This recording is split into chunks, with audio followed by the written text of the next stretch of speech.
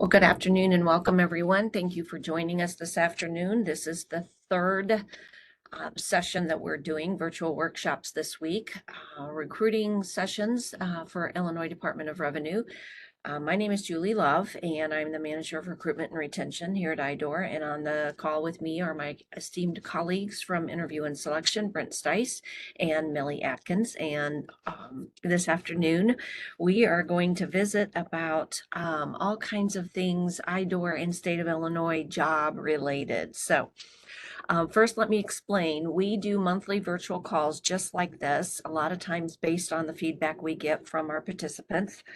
And we decided, we always vary the date and time that we do the calls, and we decided to have kind of an extravaganza at the end of the year or the end of the week in April going into May, and we've scheduled 5 calls for this week. So we did them throughout different dates and times so that we could attract as many people as possible. The content is the same across all 5 sessions. It's the same PowerPoint. The questions, of course, will be different because there's different individuals attending. They are recorded and they will be on our webpage. So if you miss it or want to go back to something, you can go back. It takes about a week to upload them on there, but they will be there. So I mentioned first a couple housekeeping items. We want to make sure that everyone is professional. We ask that no one trolls through our chat or tries to sell us things. If you do that, we'll have to ask you to leave. We also ask that if you have very specific questions, that you reach out to us and we go offline with those. We try to cover as much information to help as many people as we can during these calls. So we'll go through the PowerPoint. It takes about 40 minutes, and then we allow the last 20 minutes or so for question and answer. So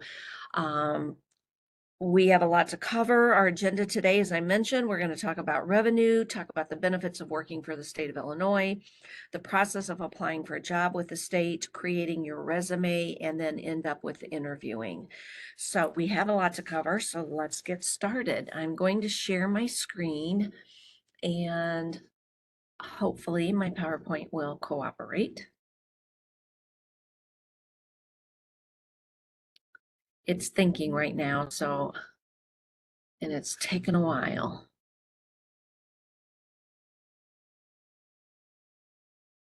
Still spinning. There we go. Let me.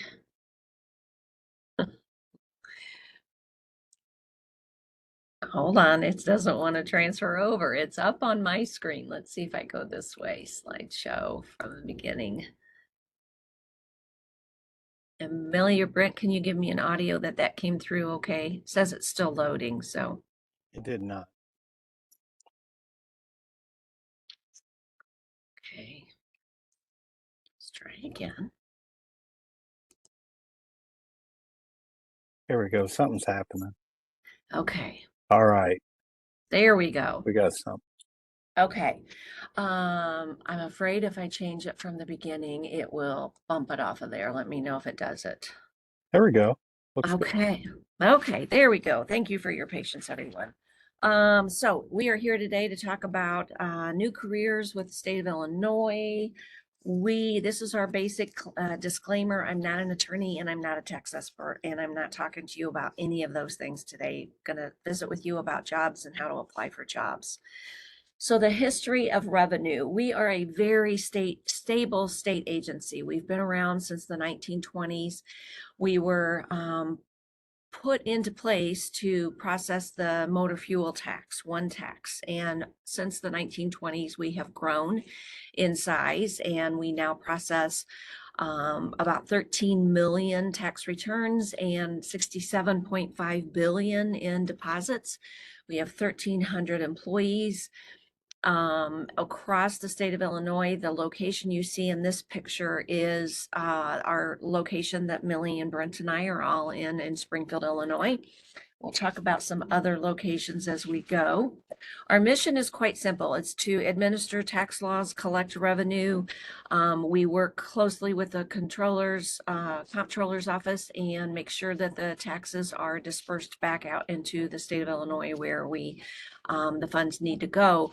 Most importantly is we provide reliable tax information to our taxpayers. So that is the great feeling that you get when you start working at revenue, is that you become a tax expert when you're in the field or the tax areas.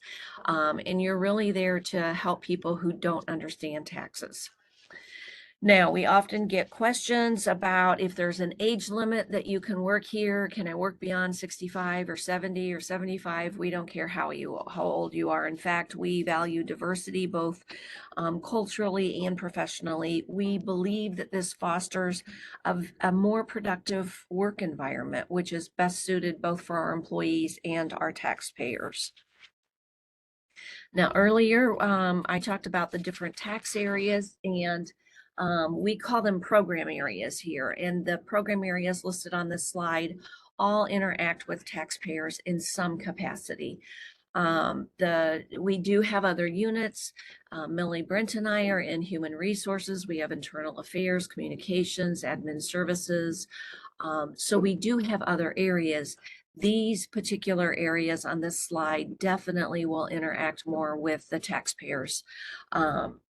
And we hire typically more in these areas than we do in some of the other areas.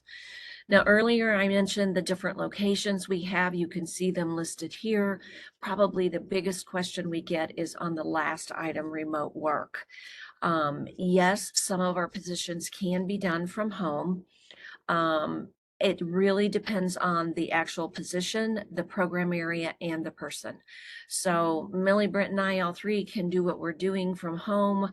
A lot of the jobs at Revenue can be, but when you think about what we do, the nature of our business is to process taxes. And a lot of times you have highly confidential documents that we do not want to, that actually can't leave the building. Because of PEP 1075. So some of the positions here just simply cannot be done from home. The program area determines if the position can be a work from home. The position comes into play, and then actually the person, because some people work better at home than others do. So now we're going to transition a little into a couple of positions here at Revenue that we commonly hire for, and they're what we call our trainee titles. We do large class hires where we'll hire anywhere from 20, 30, 40, 60 people at a time. We bring those large class hires in when we give them training in the classroom and on the job. So we hire them in kind of in bulk, and different program areas do different class hires throughout the year. So we might do a large class hire in February in collections. We could do a large class hire in account processing in July, and then we'll do a large class hire in audit in the fall. So we continually have new employees in those trainee titles. The revenue auditor trainee, or RAT, does work in the audit area. This position does require a bachelor's degree, and it also requires progressive accounting coursework, 15 hours. It is a union title, and it has what we call semi-automatic promotion. So when you finish a portion of the training, you automatically promote into that next level. The second trainee title that we often hire for, in fact, this title is one of the largest at Revenue, about 325 of our staff are in this title, is the Revenue Tax Specialist, or RTS. And we hire this title in all four of the tax areas. So account processing, taxpayer services, collections, and audit. And you could be on the phone with taxpayers, you could be doing written correspondence with taxpayers, but definitely interacting in some capacity with taxpayers. Now, we've recently changed the requirement. It says it requires a BA. There is an option to have an equivalent of that on there as well. So that information would be in the job posting when we do post this position. It too, like the RAT title, is a union position, so you'd get those semi-automatic promotions. And like the RAT title, right now there's no interview for this and no experience necessary to do the job. The next two titles that we hire for regularly are in our legal services department. And I would say the average age for our employee at Revenue is, the average age is 46.63 years, and the average trainee age is about 38 years. So when you think about it, these are folks that are maybe doing a second career. So maybe these attorneys have worked in corporate a lot of hours. They're ready for a little bit of a slower pace, a more balanced work-life schedule, and they're ready to want to do meaningful work. And so they come over to Revenue. The important thing, and the reason I pick these titles in addition to hiring them frequently, is the title of the job. So it says Technical Advisor Advanced Program Specialist. And if you read that, I don't know that anyone else would. I know I never did pick up that this is actually an attorney position. You have to have a law degree and some experience to do this job, as well as this technical advisor too. So that's one key takeaway from today's call, that I want you to make sure you pay attention to the titles when you look out there on the state job board. Sometimes they don't sound like the job that they do. So you want to make sure that you click on the job postings and get a good idea of what the jobs entail. Now we're going to flip back to benefits that the state of Illinois offers. I mentioned it early, work-life balance. We generally work a 37.5-hour work week. Occasionally we will work a little overtime, but generally Monday through Friday, your weekends off. And that means you get time after work and on weekends to do what you want to do. Spend time with your family, travel, hobbies, go back to school. It's one of the greatest advantages of working for the state of Illinois. I will add, I won't mention every single bullet on here. I'll let you read through them. I highlight a couple that I think are just extremely important. I would say the paid time off that's what I enjoy most about working for the state, is I love being able to take time off away from my job and not have to worry about, what's happening with my job. Am I missing something? Because it's doable.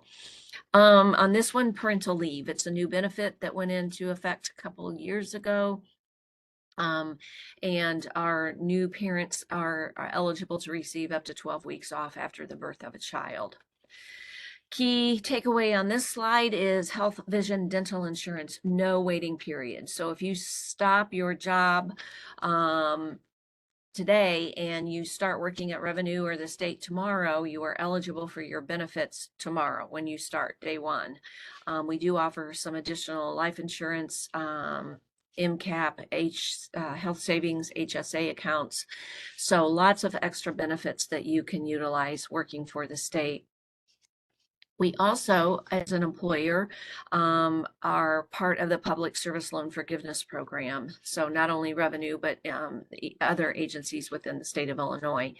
The two takeaways on here are that retirement and deferred comp kind of go hand in hand together. This is something that young adults, I think everyone, but particularly right now, young adults are looking to work for organizations that offer a defined benefit pension program. And the state of Illinois does do that. We also offer that extra component in deferred comp, so you can put away more money for your retirement. For us at Revenue, a key benefit is our tuition reimbursement program. You can use up to $5,000 annually to go back to school and pursue a degree, maybe finish a bachelor's degree or start a master's degree. So not every state agency has that benefit. So it's one we're really proud of. We're also really proud of our career potential with IDOR. We strongly believe in promoting from within. I use the example of Millie in this slide because she started in one of those trainee titles. She's worked her way up. She's an HR specialist now. She utilized our tuition reimbursement, went back to school, got her MBA. So she's an excellent example of how we promote from within. A large portion of our senior leadership team are people of color and women. And I want to say the stat is about 46% maybe of our current leadership team that started in the trainee titles and have been promoted up. So it's one thing that working at IDOR, you can feel really proud about, that we do promote from within. And this is a list of other voluntary benefits that you can utilize as a state of Illinois employee. There is premiums or insurance fees or some type of cost associated with these that you do pay for, but they are available for our employees. Now let's transition into where to go, how to apply for a job. So this is currently what the state's main landing page looks like when you apply for a job at the state.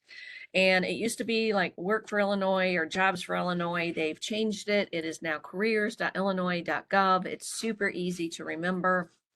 You can still utilize that old site. It will still take you here, but they're trying to transition into this new one. If you are interested in all the other jobs with the state, you can winnow down that list. You can search by job title, you can search by like function, HR, accounting jobs, working with people with disabilities. You can winnow that list down as much as you want. And then you can also look at different state agencies, not just revenue, but we want you here. So we'll show you. When you go to tax.illinois.gov, that's our website.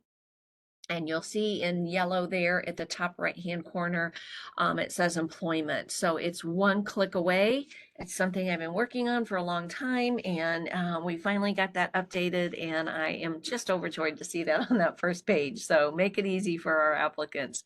Once you click on that employment, you go to this page. And the 4 areas here are why work for revenue. It talks a lot about what we've shared on this workshop with you all. Revenue job postings is where the active postings are.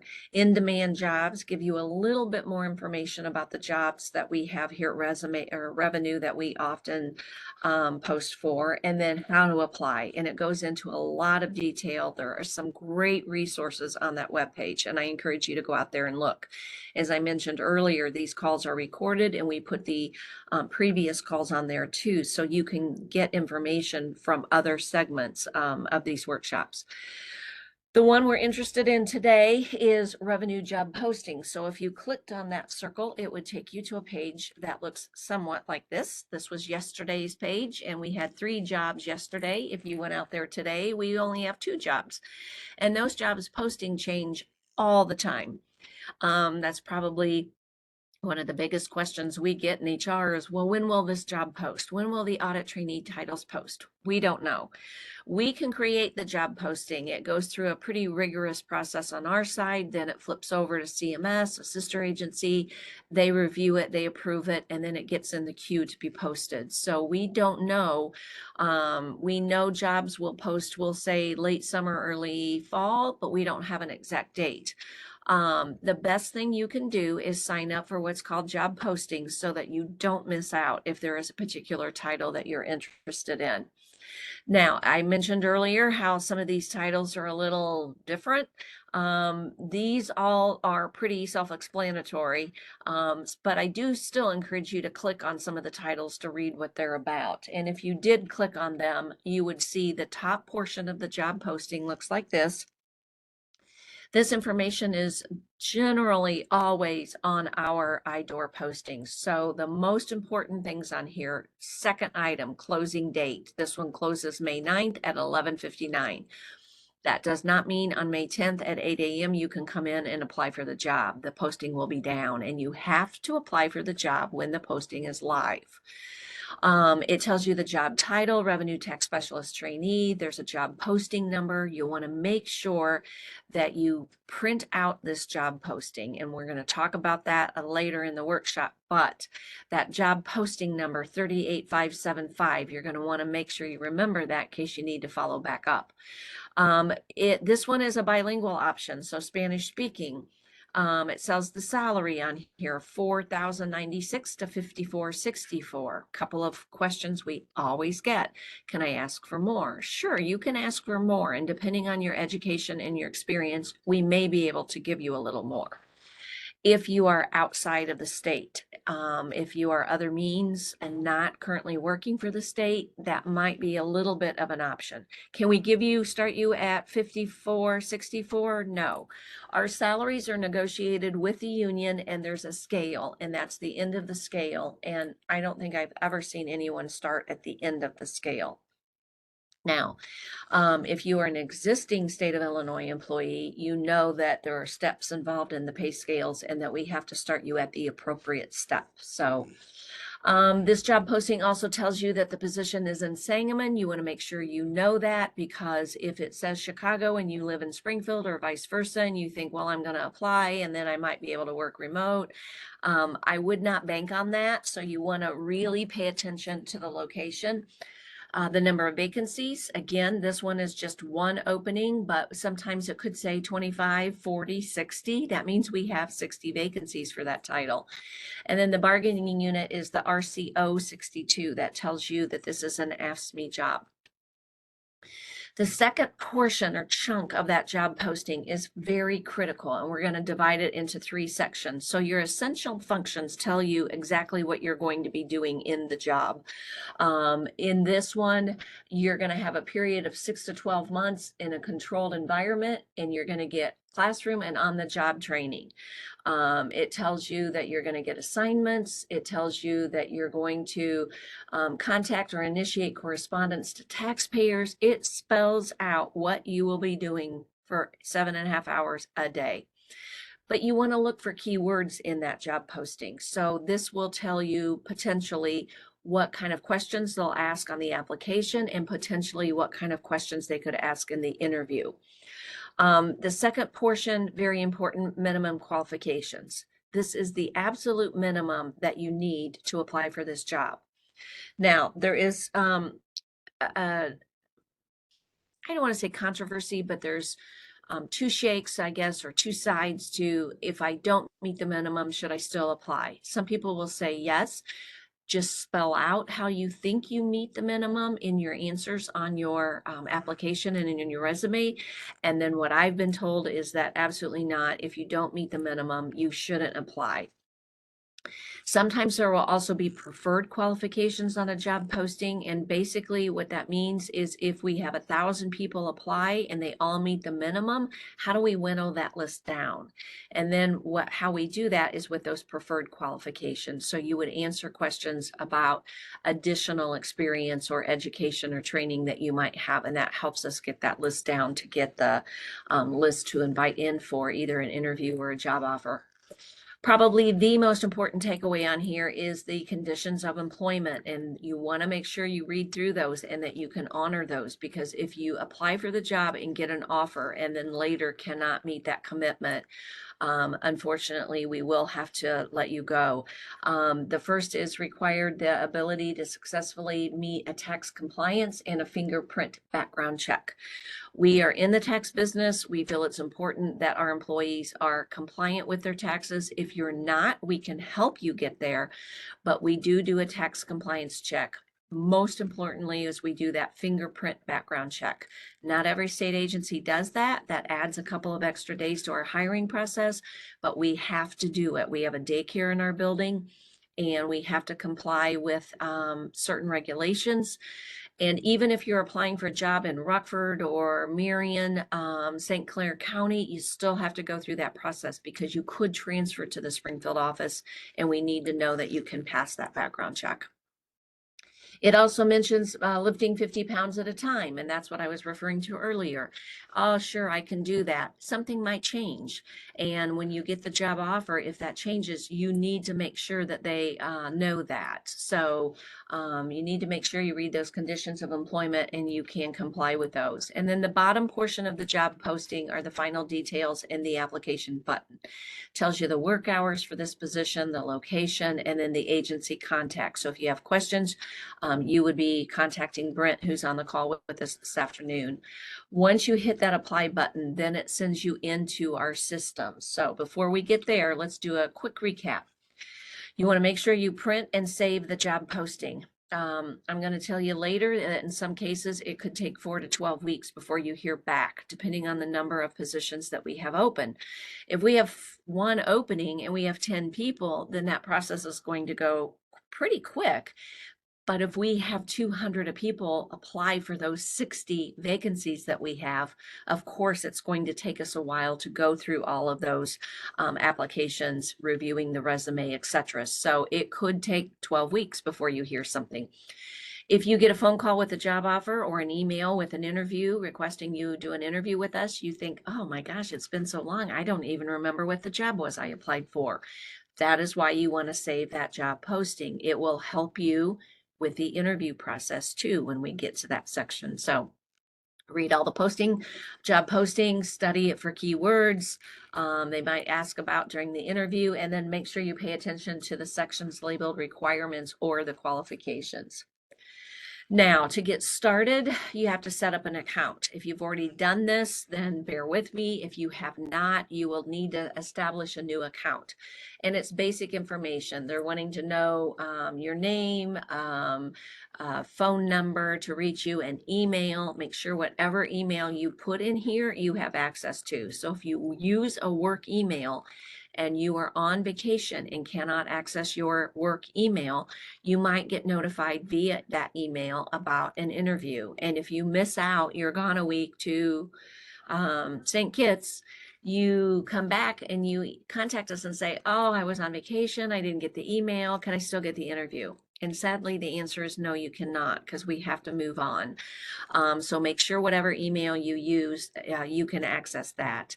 It allows you the opportunity to upload a cover letter, a resume, and additional documents. And in this case, it was my transcripts. We get that question quite often. Do I have to attach my transcripts for every job that I apply for? And the answer is sorta. I can apply for a job today and upload my transcripts and check it. Always, always check it to make sure it uploads okay. Let's say I apply for 6 jobs. On the 7th job, go in and check it and just make sure it's still okay.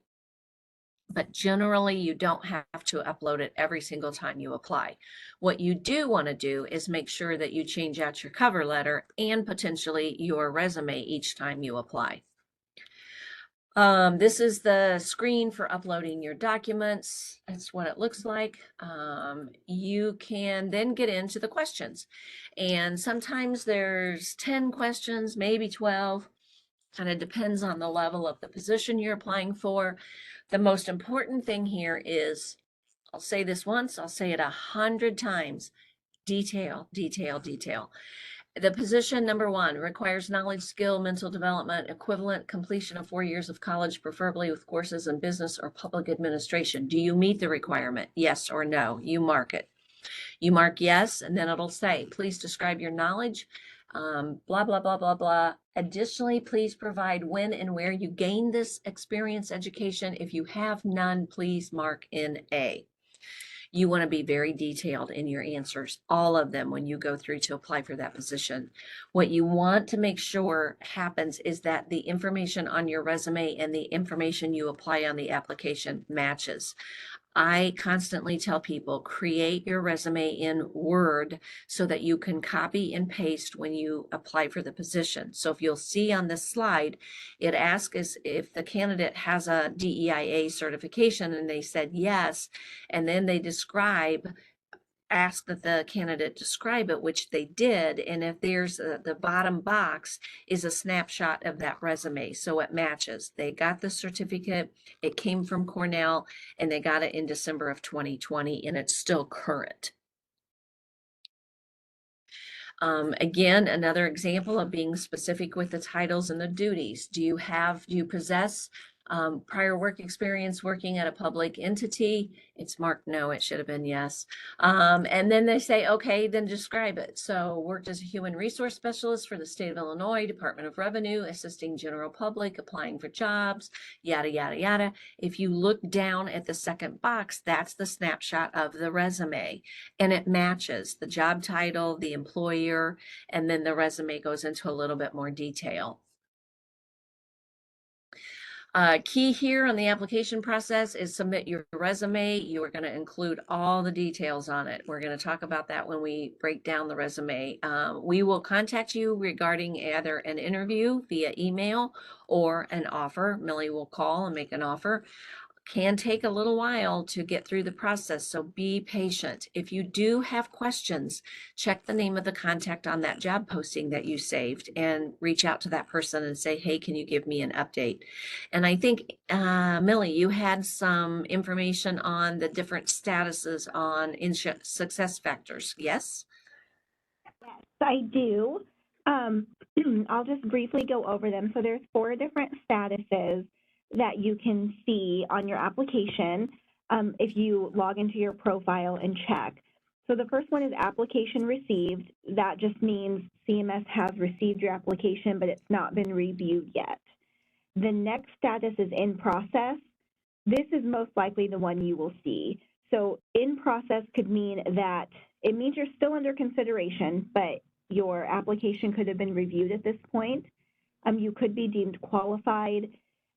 If there's interviews going on, your application could still say in process. Now, that doesn't necessarily mean that you're getting an interview.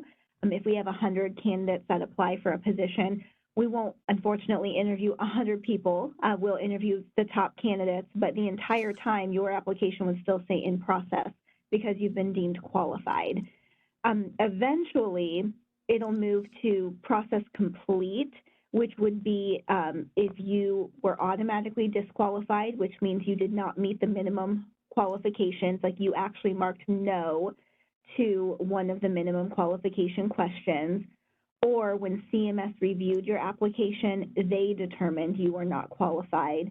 And then the other option would be if you were withdrawn from consideration. For example, we're allowed to do that if you schedule an interview but then don't show up, or if we make you a conditional offer of employment but you never respond to it, we can move you to withdrawn, and then your status will now show as process complete. And then the final status is requisition closed, and that means the requisition has been completed. Generally, it means someone's been hired into that position, or if there were no qualified candidates, the requisition could have been canceled. But if it says closed, that means that requisition has been fully exhausted and completed, and we finalized everything. Great, thank you, Millie. And that information is also out on the CMS webpage. So if you want to follow up, it's out there as well. So, okay, let's transition a little into the resume writing process. And I want to make sure that I give a shout out to CMS. They have a career counseling team that is available to review your resume. And probably more importantly, they are available to help you identify which jobs that you are the best candidate for.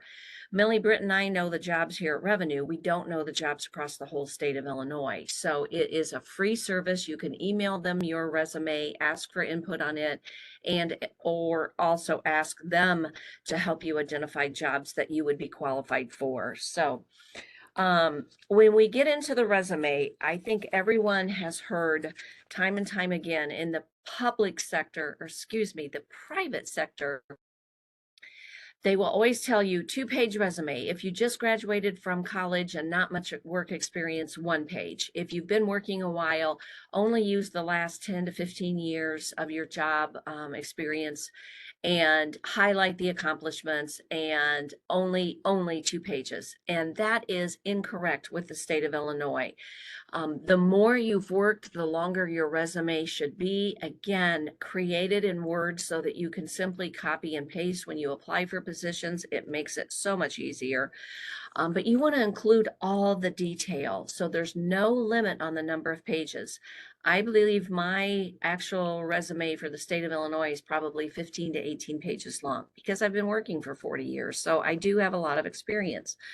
You want to make sure that you write it assuming the person reading it knows absolutely nothing about the jobs you've ever done. So if I start talking about very detailed information, but it's to a particular area. So maybe a COBOL language or some type of programming language. You don't want to use acronyms or anything like shortcuts that somebody might not understand what it means. So you want to spell it out. The key is that if you have knowledge or experience, but you don't disclose it on the resume, you won't be able to add that to your initial application grade. So you want to get the highest score possible so you can advance to that next level, whether it be an interview or a job offer. So you want to put all the information on there. We are not able to contact you regarding missing information. So if you assume that we know what you've done, we don't. And we can't contact you and say, look, you've talked about supervising, but nowhere on your resume have you mentioned that you were a supervisor. So there's a disconnect there. We can't follow up. So you need to make sure that you spell that out and create that full picture so that the person setting eyes on your resume and your application gets the full picture. So now on your actual resume, you want to make sure you have some of the same information. Some of it is at the state not necessary. Your contact information truly is. This is kind of an overview of the next few slides, so I'm going to skip over it.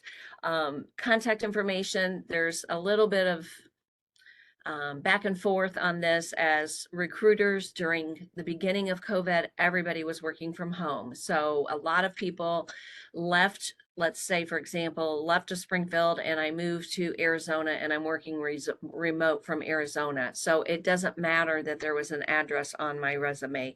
All you needed was a name, a telephone number, and an email to contact me.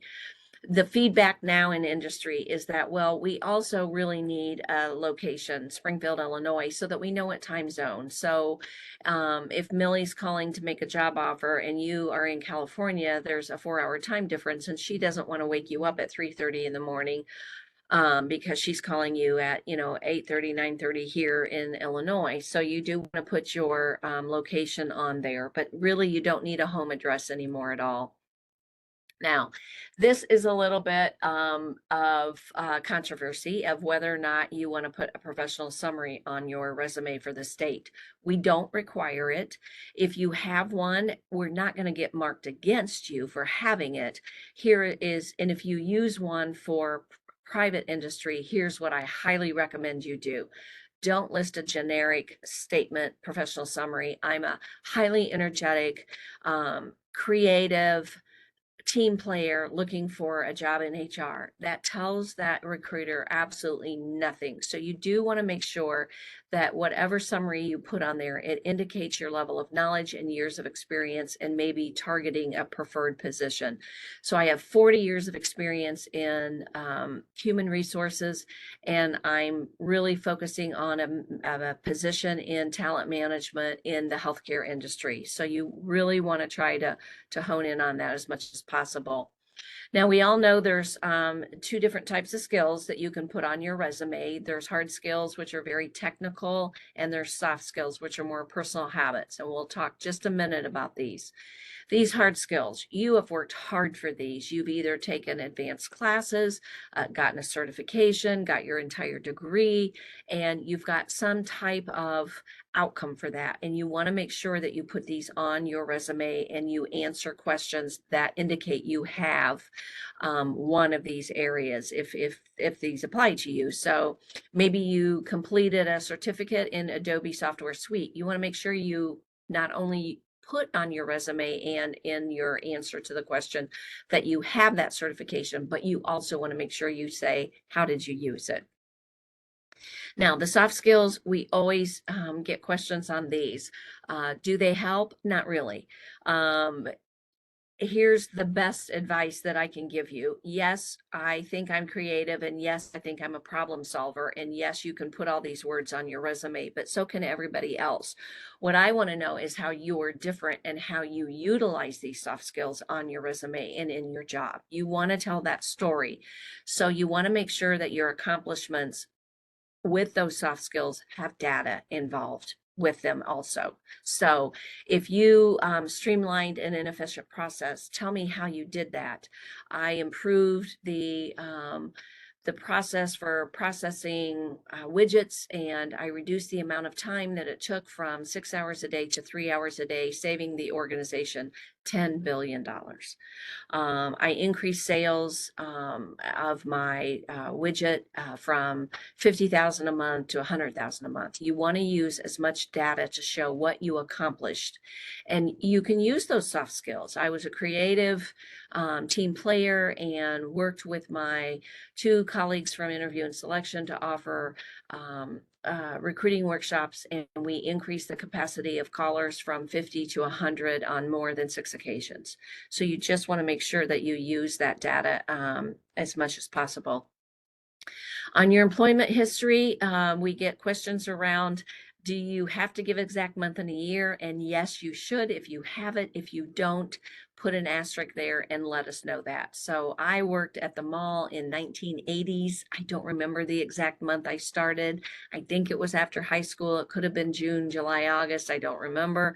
So just tell us that. I started in the early fall or late summer. I don't remember the exact month. We get it. But what you want to do on your employment history is more than anything, emphasize the accomplishments. A lot of people are in the habit of just copying and pasting their job description on their resume, and that tells us what job title you had, but it doesn't tell us what you accomplished. And that's what you really want to do with that resume and in the application process, is tell us what you accomplished. The same thing in the interview. So when we get to that segment, you want to be able to speak to what you accomplished in your job. Question on, well, I don't really have a lot of experience. I'm a fresh high school graduate. I've worked a little bit outside or during high school. How do I utilize those skills? And you can. So utilizing the job skills that maybe you did at babysitting or mowing lawns or any kind of extracurricular activities, internships, what you want to make sure is that you can map that onto the job that you're applying for. So here's a couple of examples. So instead of just saying you cut your neighbor's lawn or you took care of your elderly mother, yeah, you started out with one neighbor and now you mow the whole block. But it sounds a lot better that you grew your client base from 2 homes to 10 homes in 6 months. So there you see that data and what you accomplished. The same with the home health aide. You assisted the client with maintaining foods and medication, and you maintained a daily log. So try to make sure your resume tells the story of what you accomplished.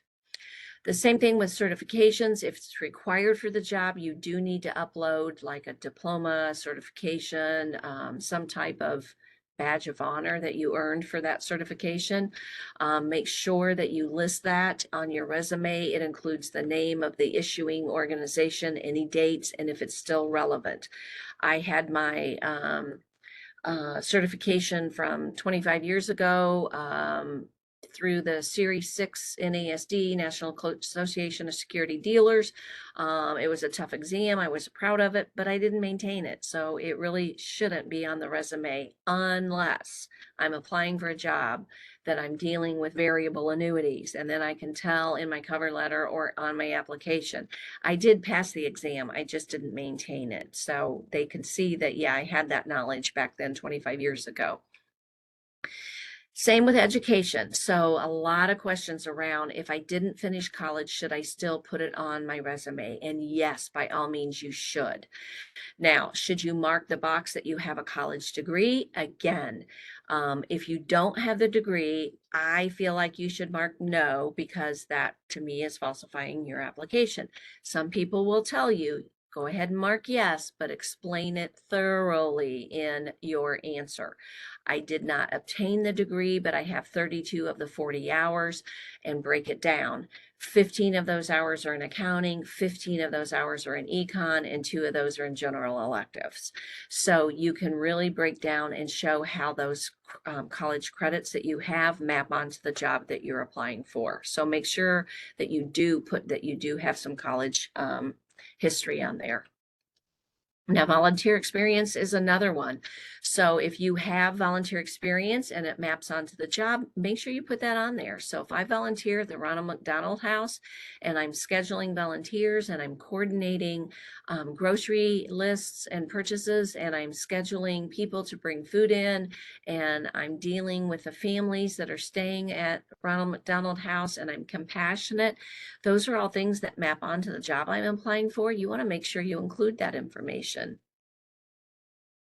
Same with achievements. If you won Outstanding Colleague of the Year, Mr. Brent, you want to make sure you put that on your resume because that's noteworthy. So any promotions, certificates that you won, academic awards, scholarships, if it maps onto that job, put it on there.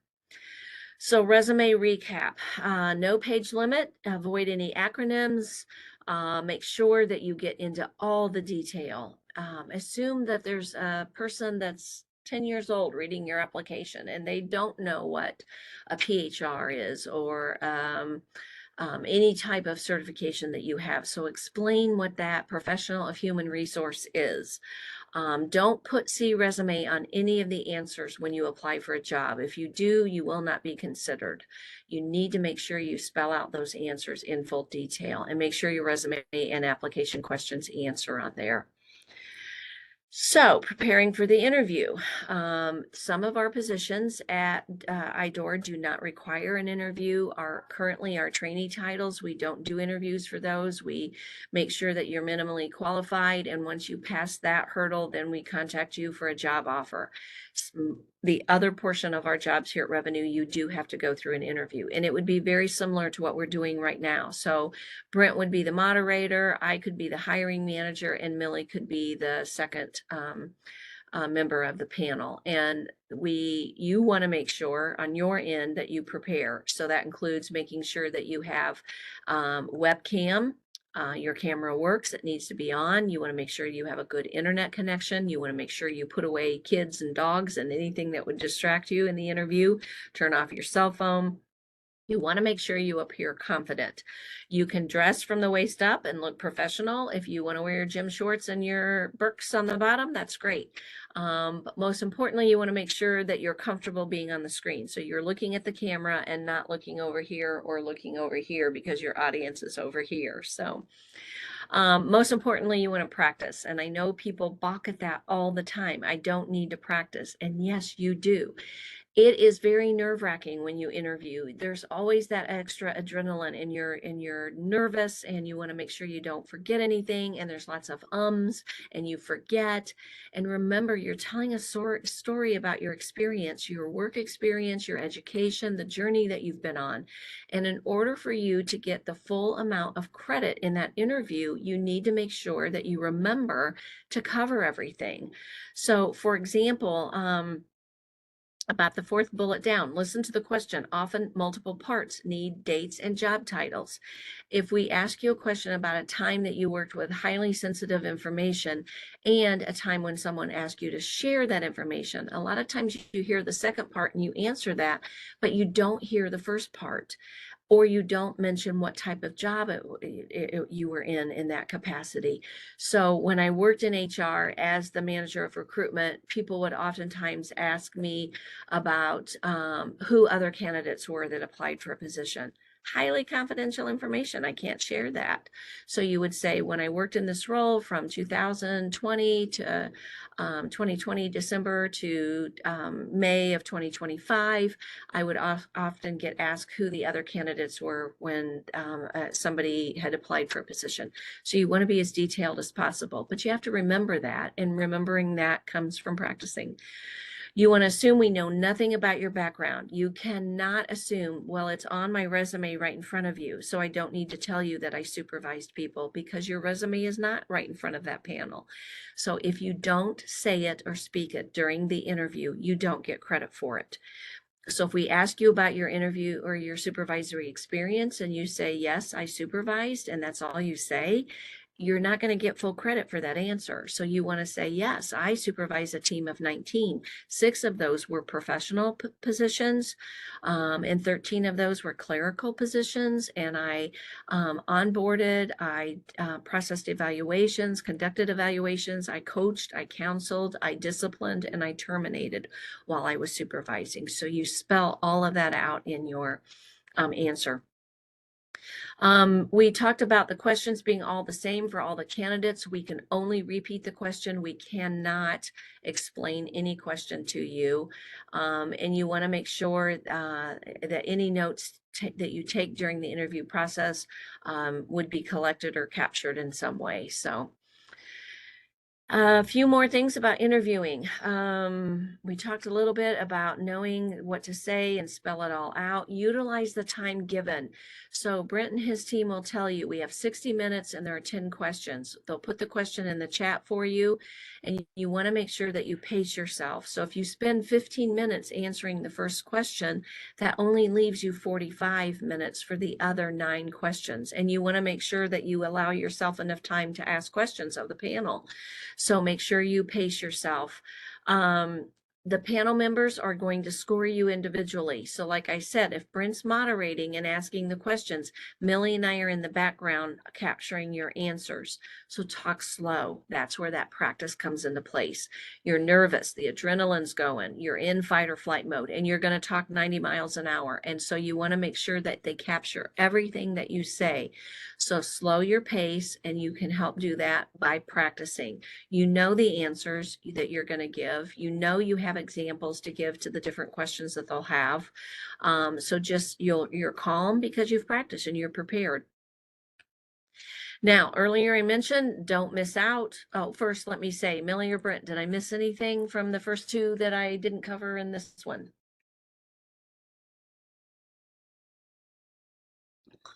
Nope, I think you're good.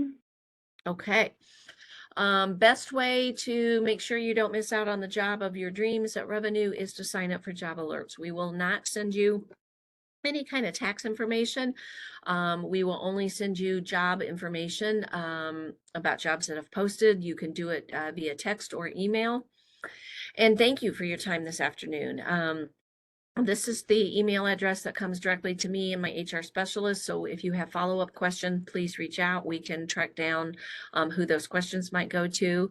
And I know Millie and Brent have been gracious in helping with questions as we've gone through this afternoon. So I want to make sure I allow time if you have other questions that didn't get into the chat.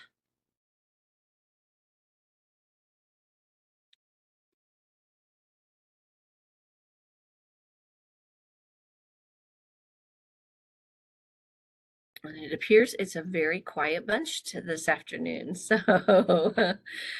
we either answered all your questions or you have the afternoon slump, and you might have a question after the fact. You know, sometimes that happens. You get off the call and you go, oh, shoot, I forgot to ask about blah, blah, blah. So if you do, just follow up. We are having the same presentation tomorrow night at 6:30 and again Saturday morning at 10:30. We will have another call the end of May. If you have ideas, please email us or drop it in the chat because we love getting your feedback. If this was helpful for you, please let us know that. Let's see if there's any other questions coming through. Good.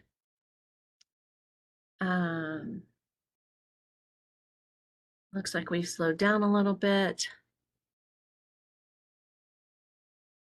Yeah, Claudia's got one. I'm trying to, my computer's messing up, to copy and paste or to find this. Oh, Millie got me. Thank you. Millie is extremely fast. So So we Claudia, it'll be uploaded next week, I assume.